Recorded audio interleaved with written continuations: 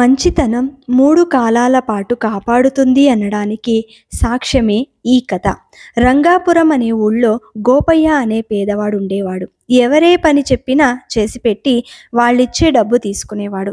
ఏ పనైనా చాలా శ్రద్ధగా, నిజాయితీగా చేస్తాడని అతడికి పేరు.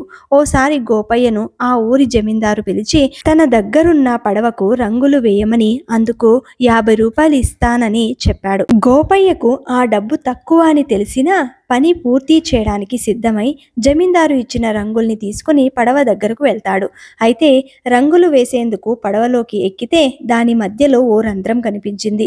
దాన్ని పూడ్చకుండా రంగులేయడం వల్ల ఉపయోగం లేదనుకున్న గోపయ్య ముందు దాన్ని పూడ్చేందుకు ప్రయత్నించాడు. సాయంత్రానికి పని పూర్తి అయింది. జమీందారు మర్నాడు వస్తే డబ్బులిస్తానని చెప్పి గోపయ్యను పంపించేశాడు. మర్నాడు జమీందారు కుటుంబ సభ్యులంతా ఆ పడవ ఎక్కి ఊరవతలకు వెళ్లారు. అదే రోజు ఊరి నుంచి తిరిగొచ్చిన జమీందారు నౌకరికి ఈ విషయం తెలిసి కంగారు పడుతూ జమీందారు దగ్గరకు వెళ్ళి ఆ పడవకు ఉన్న రంధ్రం గురించి చెప్పాడు. దాంతో జమీందారు కంగారుతో అప్పటికప్పుడు నది ఒడ్డుకు వెళితే కాసేపటికి కుటుంబ సభ్యులంతా పడవలో తిరిగి రావడం కనిపించింది.